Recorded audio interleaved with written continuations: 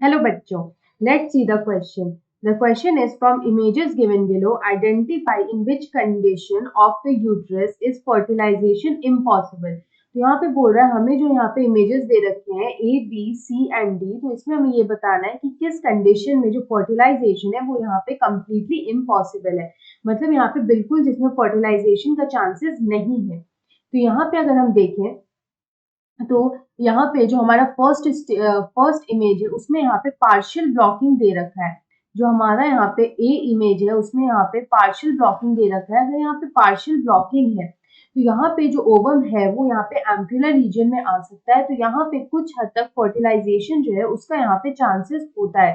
तो यहाँ पे फर्टिलाइजेशन का जो चांसेस है वो यहाँ पे अवेलेबल है, क्योंकि यहाँ पे जो है कंप्लीट ब्लॉकेज नहीं है, यहाँ पे सिर्फ पार्शियल ब्लॉकेज है।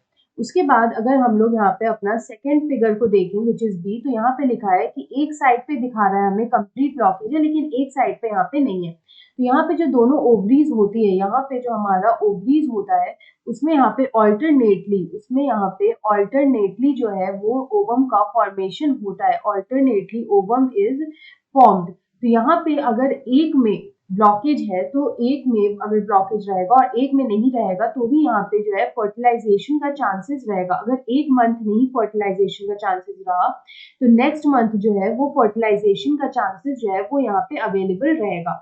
उसके बाद अगर हम लोग यहाँ पे सी देखें तो यहाँ पे जो हमारा सी फिगर है उसमें यहाँ पे दोनों ही में कंप्लीट ब्लॉकेज यहाँ पे दे रखा है। तो अगर यहाँ पे दोनों ही साइड में कंप्लीट ब्लॉकेज हो जाएगा, अगर कंप्लीट ब्लॉकेज होगा ऑन बोथ ओवरीज में, तो यहाँ पे जो फर्टिलाइजेशन का चांसेस है वो यहाँ पे निल हो जाएगा। तो यहाँ पे फर्टिलाइजेशन हम लोग बोल सकते हैं कि इट विल बी इम्पॉसिबल। तो हम लोग लिख सकते हैं the fertilisation will be impossible. उसके बाद अगर हम लोग अपना लास्ट फिगर देखें तो हमारा जो लास्ट फिगर है उसमें यहाँ पे जो ओविडक्ट है it is cut and tied, यानी कि ओविडक्ट होता है हमारा फेलोपियन ट्यूब। यहाँ पे जो हमारा फेलोपियन ट्यूब होता है उसको हम लोग बोलते हैं oviduct. It is called oviduct. ये जो ओविडक्ट है इसको कट एंड टाइड अगर कर देंगे तो यहाँ पे ये जो कंडीशन है इसको हम लोग बोलते हैं ट्यूबेक्टॉमी।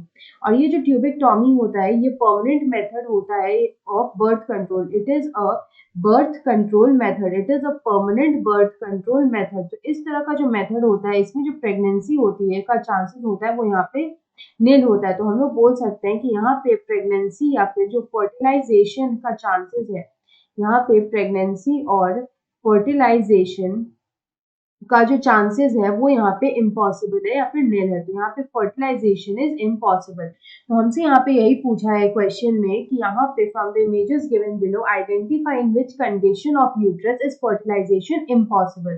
तो फर्टिलाइजेशन यहाँ दो केस में इम्पॉसिबल है, ऑप्शन सी में और ऑप्शन डी में। तो यहाँ पे अगर हम देखें तो सी एंड डी में जो फर्टिलाइजेशन है वो इम्पॉसिबल है, तो ऑप्शन सी में हमें दे रखा है C and D, so option C is the right answer. I hope you understood it well. Best of luck.